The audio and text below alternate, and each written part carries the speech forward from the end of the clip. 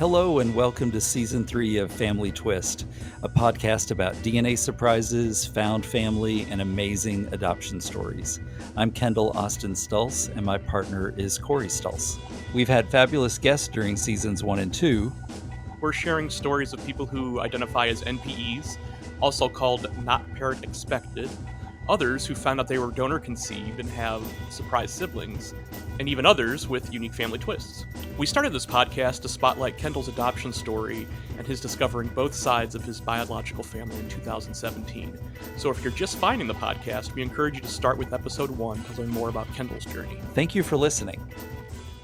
Welcome back to Family Twist. It's Corey here, and I couldn't be more excited for our guests this episode, Tamika Felder and Stephanie Levitch. I read Tamika's story and Stephanie's story in People magazine, which I read cover to cover every week, and was just so blown away and touched by it that I immediately Facebook stalked Tamika, and she was gracious enough to agree to come on and share their story. So welcome. Thank you so much for having us. Before we get into the nitty gritty, because there are quite a large cast of characters for this story, I do want to ask Tamika, what was Mother's Day like for you this year? Oh my gosh, I'll cry. Just even thinking about it. It was beautiful. It was surreal. It was amazing. And I didn't even do anything really spectacular. My husband kept asking me, like, what do you want to do? He knows I love brunch. But I literally just wanted to hold and snuggle with my baby. It was just so thrilling, honestly, to be able to hold him and be with him and know that he's ours. This story, I love that it sort of helps break through all of the nastiness we hear happening in the world today. To hear about a community coming together, virtual strangers, absolute strangers, coming together to help each other to allow someone to become a mother is amazing. Let's go back a little bit. Tamika, you always wanted to be a mom.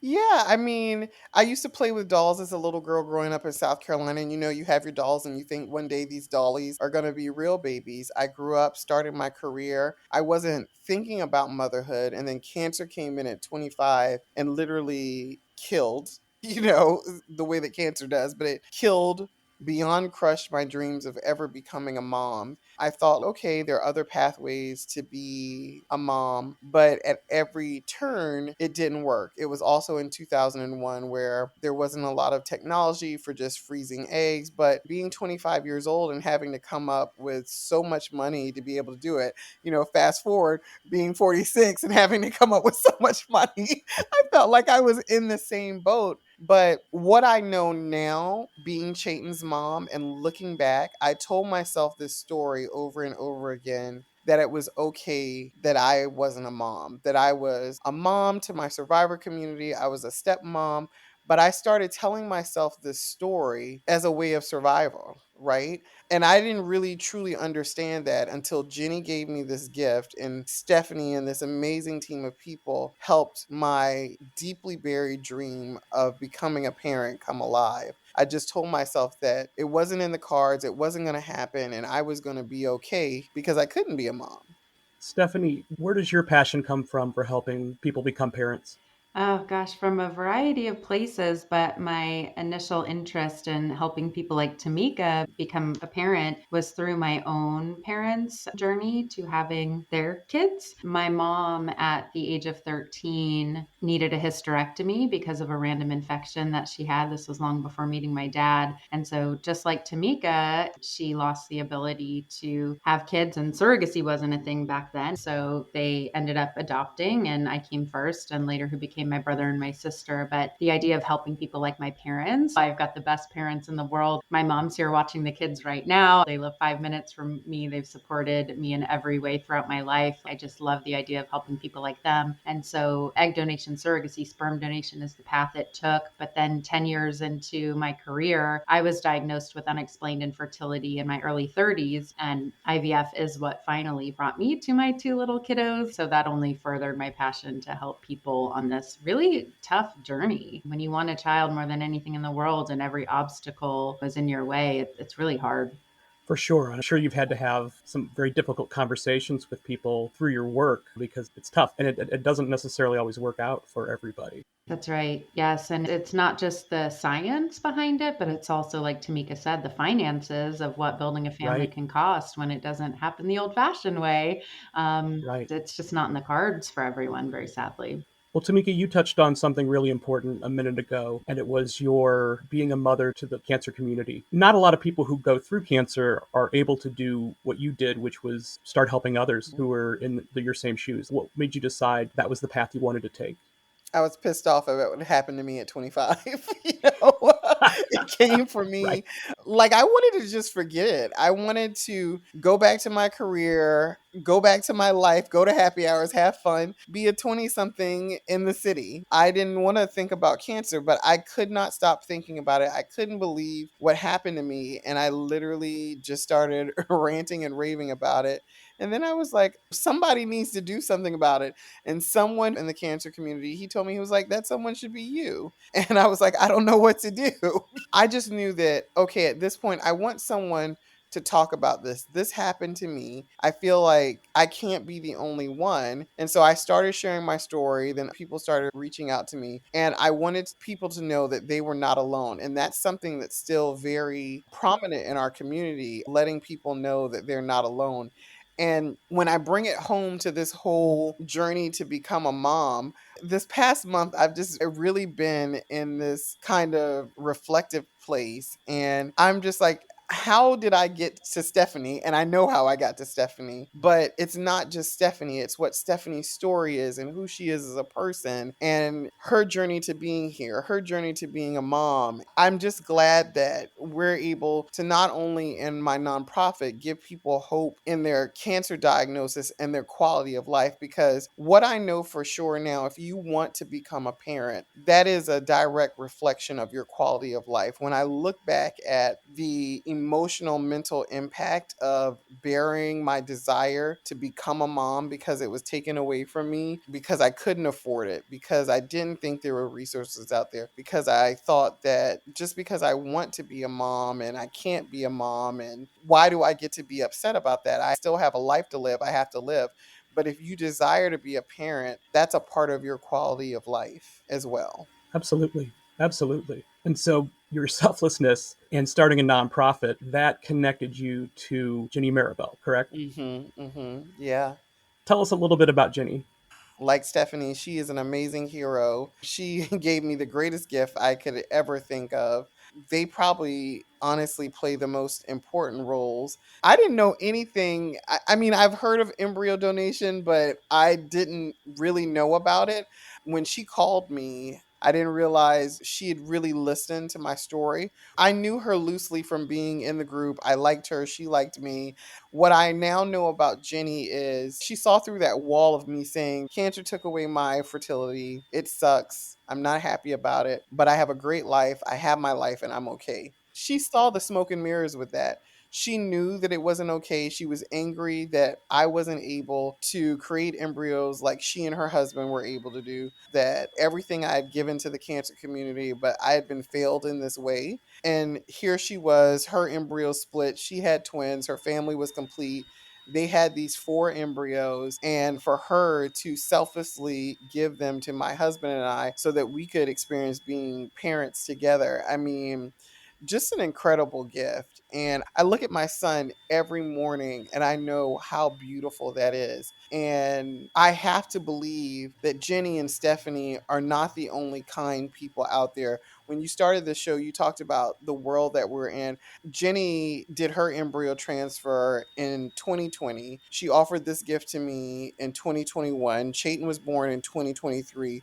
We were coming off of some hard years in this world, not just the pandemic. If you talk about racial injustice, all of this other stuff, just a lot of things going on. So to have people be so kind and so generous for no reason other than to help me become a mom is just beyond beautiful. And if that does not restore your hope in humanity, if it does not let you know that there are good people out there, I don't know what else. I lived this story. I'm living this story. And I literally am blown away and I'm brought to my knees by emotions every time I think about it.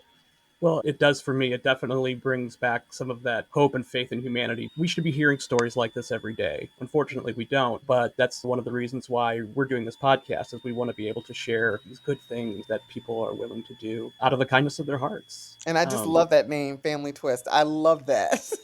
It's Oh, good. thank It's you. so good. Thank you. Yeah, we went back and forth, and I'm so glad we landed on that one. So, Stephanie, can you talk a little bit about how you come into the story? Sure. An attorney in the field in surrogacy named Rajan Charn had been in contact with Tamika to talk surrogacy. Rajan had helped draft the contracts for the embryo donation. So that was all finalized. Tamika took custody of the embryos. They were there. And Tamika had been exploring surrogacy for quite a long time before connecting with Rajan again about, like, how do I do this? She had tried to find surrogates on her own independently, to talk to agencies. But the fact of the matter is, surrogacy, even if you can find someone independent who's not a part of an agency, it is very, very expensive. And then if you add on an agency fee, it is insanely expensive, not to mention the fact that if you're so lucky to find a surrogate through an agency, it can take years sometimes. Right. And so, again, with the roadblocks and obstacles, she had all of them in front of her. And she was just trying to find a path for these embryos, or an embryo, to come to life. And Rajan had made the connection for her to reach out to me. I'm the president and founder of a company called Family Match Consulting. I've worked in the field for over 20 years. We help clients through surrogacy and source through different agencies and help match clients much faster. But Tamika was under the impression, hearing from Rajan about me, that we could help find a surrogate independently to carve out agency fees. And I just remember seeing the hope in her eyes when we got onto the Zoom, thinking I would be able to kind of solve surrogacy for her. And when I explained that we still source through agencies, it's a much faster path, but these are going to be the fees, you could just see the hope kind of drain from her. Like, she thought I was the answer. And unfortunately, I had to give the bad news that I have to give a lot of clients, which is, this is expensive and there's no way around it. I said, look, I'll waive my fees. I want to help you. Your story is incredible, but I can't do anything about the rest of the fees. So that was kind of the end of that. But what inspired me so much about meeting with Tamika for that initial Zoom was that it's going to make me cry.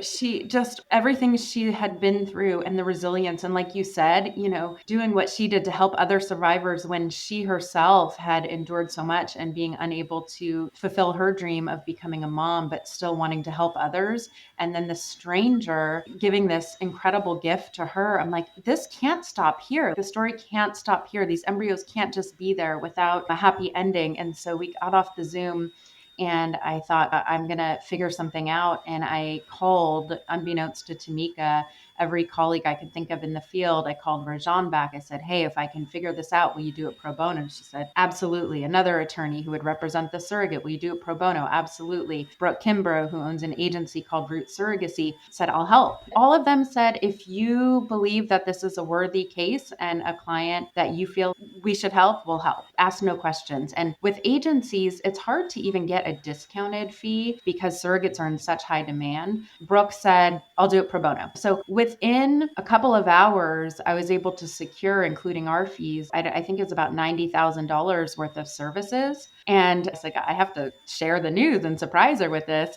but I got to get her on a Zoom. I was done. I sent her this email and I said, Tamika, I forgot to ask you a few questions so I can close your file. Is there any way you can hop back on a Zoom at this time? And what she told me later, which we were laughing so hard about, was she was in a Starbucks and she gets this and she's like, oh, what does she want? There's nothing she can do to help and she wants me to get back on a Zoom. But her response back was, sure, I'll see you at this time. So was Rajan on the Zoom, Brooke, myself, and she gets on and is kind of looking really confused, like, who are these people on the Zoom meeting? And I go on to tell her just how inspired I was by her story and Jenny's act of kindness and how we couldn't let the kindness train stop there and how we had secured these services and we were going to help her. And I mean, Tamika, you can share what that was like for you, but it was one of the most profound and special moments of my career for sure. I'm sitting here and I'm holding back tears because it's just, so so raw still, even now, and just so beautiful. So you go from having your dreams kind of crushed again and thinking like, God, why would you bring this gift to me after everything that I've been through, and then it's still not happened? Then how can I get here and this is going to happen? And honestly, even when they all said yes, like I believed it, but there was this one part of me that was just like, I've got my hopes up so many times. Is it going to happen this time? But I have to tell you, with Brooke and Stephanie, every step of the way, even when I was just kind of like, this isn't going to happen or whatever, they found a way. I've literally been looking at emails. I've been going back looking at text messages. And one of the things they did early on, they called themselves Team Tamika. And they got me to this baby. They literally got me to this baby. And I don't know how I can ever thank them. I say thank you all the time. Not that they want it or anything like that, but I hope they know that when I hold this baby, when I look at Chayton, when I see him, there is a joy. People ask me all the time, are you as happy as you seem on social media? And then they meet Chayton and they see what a little love bug he is. And I'm like, I am. I am. I'm so grateful. So grateful. Tamika, what was it like when you first laid eyes on Chayton? Oh my God. I just remember seeing him and his jet black hair that isn't jet black anymore. And then holding him in my arms, seeing my husband hold him. I remember just how soft he was. At the time, I don't think I put it together until I don't even remember when, but then finding out that he was born on Stephanie's birthday. I mean, when I look, it's no accident he was born on Stephanie's birthday. It's no accident that Stephanie and everything that she's been through to be a mom, the way that she came into this world with her parents, there are just so many aha and surreal moments. I remember him holding my finger earlier on. Maybe all newborns do that. I don't know. But I felt like, oh my God, he's already holding my finger. He's already trusting me. He already wants me. I want him.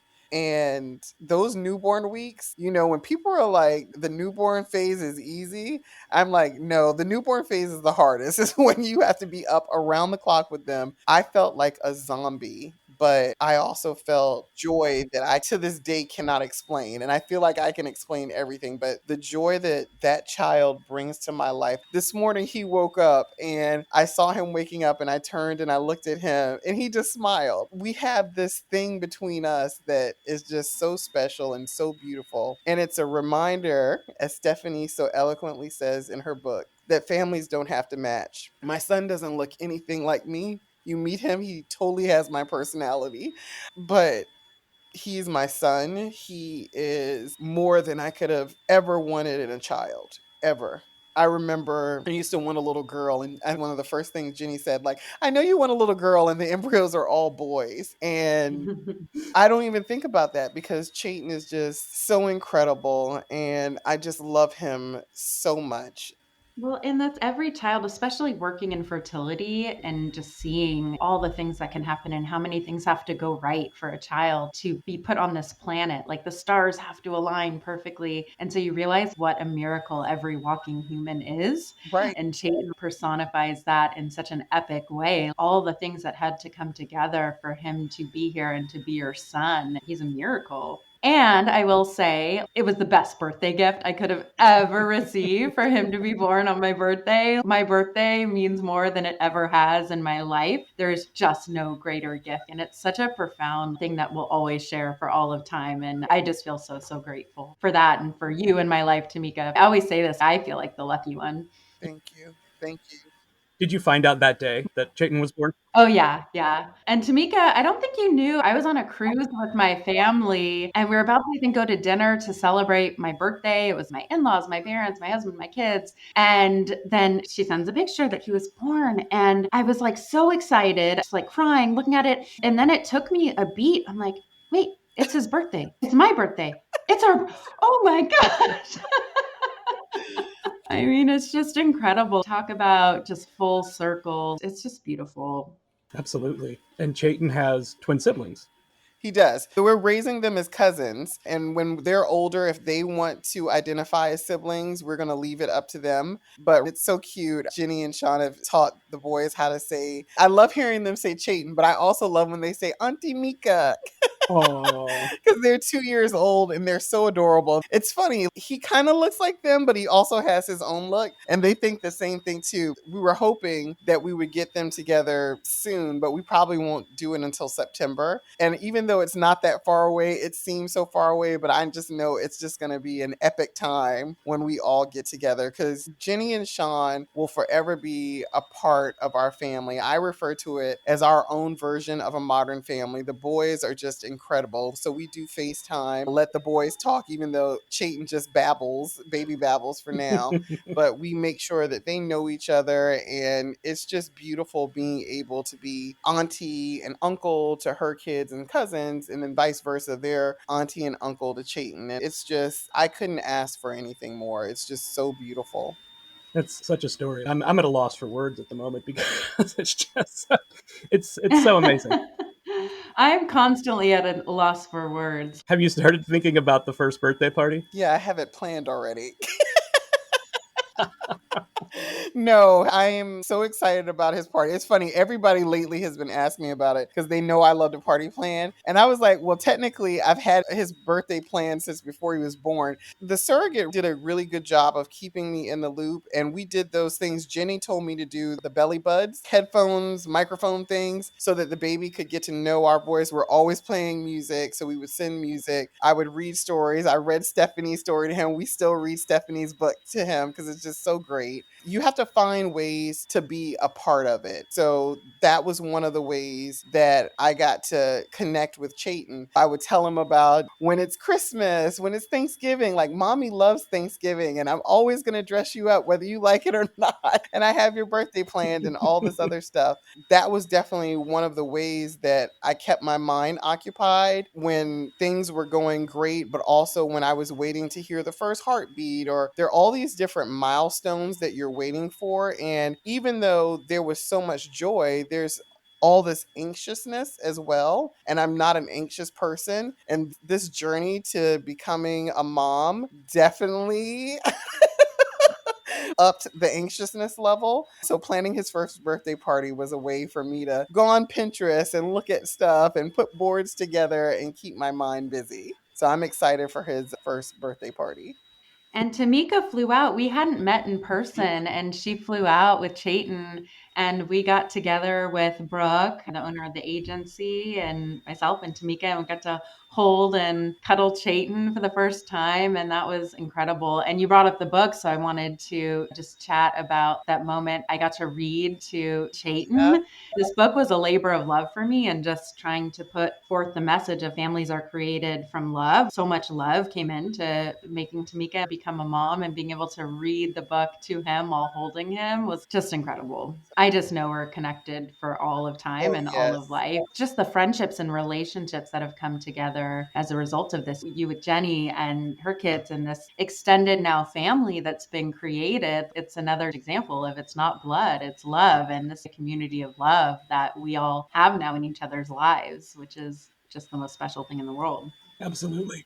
And I knew that, but experiencing this has taken it to a different level. And you talk about the things that help. So Stephanie's book came, I can't remember how many months it was published before Chayton was born. But the thing is, even though they were guiding me, that book helped me so much. Because Chayton's multiracial and my husband and I are Black. And even though we love everybody, there are different dynamics. Also, it was a way for me to utilize that book in talking to family members. You know, I grew up in South Carolina, and I have to say, everybody's been great. I mean, my brother wants me to move home. He was like, we have to see him grow up. So he wants me to move back to South Carolina. But it's so beautiful. I gave the book to some people, but I was able to utilize that book to help me with my own feelings. And not that, because it was always a yes for me. But I think if people don't think about, I'm just going to use this term just for this, transracial adoption adoption and what that means and what that looks like, I think you have to think about those things. I also want people to know, if they're looking for different pathways to becoming parents, that, maybe your child won't look exactly like you, or maybe it will come in a different way, and that's okay. It also reminded me, as a girl growing up before cancer even came into my life, that I always wanted to be like Josephine Baker and have the Rainbow Tribe. I had forgotten about that for the longest time, and somebody reminded me of it, and I went and got my unicorn journal and I looked it up, and sure enough, it was in there. But her book isn't just good for reading to children, it's also great for helping you understand, just as an everyday person, what it means for families that don't match, families that may have a twist to them. It really is a great resource. And I'm not saying that because I feel like I have to say it. It really is just a great resource because, again, I was sitting waiting for this child that came to me through various acts of kindness and thinking, what does that look like? And the book was connecting the dots for me. And it also gave me the permission to be okay with it, no matter what outside people say. Yeah, 100%. For sure, for sure. So, Stephanie, you mentioned that the book was a labor of love. Can you talk a little bit about it? Yeah, so having worked in the field for over 20 years now, so many clients would come to me asking for resources of how to talk to their children about how they came into this world. And there's a lot of books that exist that are fantastic that speak to adoption or speak to surrogacy or egg donation, but there really wasn't anything that encompassed all these beautiful, incredible ways that families are created.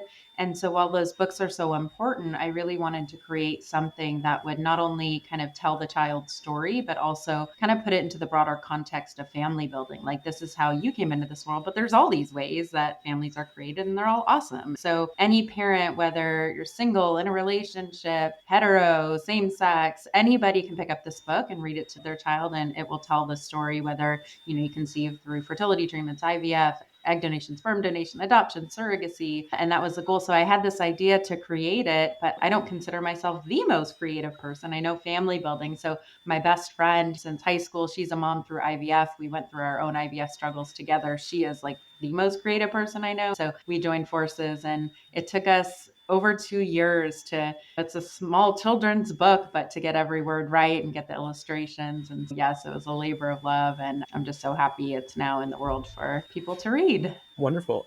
Why it's so appealing to me, not just because she's this amazing human that I love, but because my story, I feel like it has all these layers. It's just not one thing. Yeah. And so it spoke to all the different layers of my pathway of becoming a parent. This had everything. The book definitely was more inclusive of all the ways. Mm-hmm. And I feel like I want to just talk about too the fact that Jenny is in your life and her kids and that extended family. Like, not to go too far down this rabbit hole, but I met my birth mom when I was 18, and she's in my life, and she lives in a different state, but she travels into town. We all get together. Her sister lives 20 minutes from where we live. Everyone was at my wedding. My dad thanked my birth mom in the speech at my wedding. Like, this extended family of love. And I'm so grateful, obviously, to her for my life, but for the relationship. My kids call my birth mom Auntie Amy. My mom is not threatened by her in my life. She looks at it as such a positive thing. I just think the more we can talk about it in podcasts like Family Twist, telling these stories and destigmatizing family building, because there's no right or wrong way to build a family, is so important, and it should be celebrated. These relationships should be celebrated, because who doesn't want more love in their life and in their children's lives? Like, that is a good thing. Yeah. And I've had people reach out to me asking about embryo donation. There's this person who said, my embryo failed. I don't have any more. So now I'm looking at embryo donation. And she's like, I'm seeing you with your son. And can you tell me about it? And I'm like, oh my God, this is that type of love and awareness that I want to be able to spread. And yes, it's Stephanie's book. You can get it. It's on Amazon. It's great to be able to give people a resource where they can go, because I'm still learning about embryo donation and all the things. Like, I knew surrogacy on the surface, Sure. but not in this very intimate way that I know it now. And I'm blown away by the number of people who have reached out to me wanting support with IVF, wanting to know more about surrogacy. someone who, I mean, it was shocking to me, but I felt honored that they felt safe enough to reach out to me saying, I have 2 more embryos. Maybe I try with one and maybe I use a surrogate for the other. And especially people of color. I love when people of color reach out to me and they want to know more about this experience. And as much as I share my cervical cancer story, Stephanie will tell you when this story first came out, she literally kind of had to virtually hold my hand from California. Like she's calling me 6 o'clock in the morning. It was 9 o'clock my time. So at 6 o'clock, I'm like, first of all, why are you awake right now? But she's just like, the story published is this beautiful story. I'm like, don't tag me in it. First insider article. Yeah. And I know it was one because I was scared. What if it doesn't work? What if I don't have this baby and everybody gets excited and something happens? So that fear, right? But it was also like everybody's going to know everything about this story. And it was so overwhelming. And the response was so tremendous and so wonderful. And people had a lot of questions and they still do. But it was a way for me to kind of like rip the Band-Aid off of this. And it's the weirdest feeling because you have this thing that you're so excited about and you want the world to know, but you also have this thing that you're so excited about and you kind of want to keep it to yourself. And so that's the other part of it. Stephanie that was able to kind of help me get through that. Like I'm on the floor tapping myself like, oh my God, everybody's going to know. Well, and now Chayton has his own Instagram page. He's sharing the story everywhere. Exactly. But I agree with what you said at the start, which is that it feels like a story that needs to be told because there's just so many layers to it, just in family building and kindness and like these acts of kindness that can change a person's life in such a profound way, small and big ways. It's just the lesson of just be kind, do nice things. And Jenny couldn't have ever imagined the day she called you on April Fool's Day, even though it was no joke, that this would be the ending, the happy ending. Nobody can know. You just do nice things and the universe, I believe, kind of takes care of the rest in some way. Mm-hmm. So speaking of books, Tamika, which is going to come first, the book or the movie? I don't know, but listen, Hallmark, Lifetime, somebody called me own. This needs to be made into a movie. So I don't know which one is coming first, but seriously, now I'm just like, share this story, let the love, let the kindness spiral, let that domino effect happen. If someone is so moved by this, we may know about it, we may not, but I'm telling you, I haven't come across anyone yet who isn't moved by the story. And it makes me feel so honored to be the recipient of not only Jenny's gift, but the kindness of Stephanie and Brooke and Rajan and the whole team, but also to be Chayton's mom. So yeah, I want everybody to know about this story. I want them to feel inspired. I want them to feel the love, and I want them to feel moved that if they're able to help someone in some type of way, for them to do the same. Wonderful. Well, you've definitely both touched my heart. This is just a wonderful story. So, Tamika, if Oprah calls, will you answer? Yeah. Absolutely.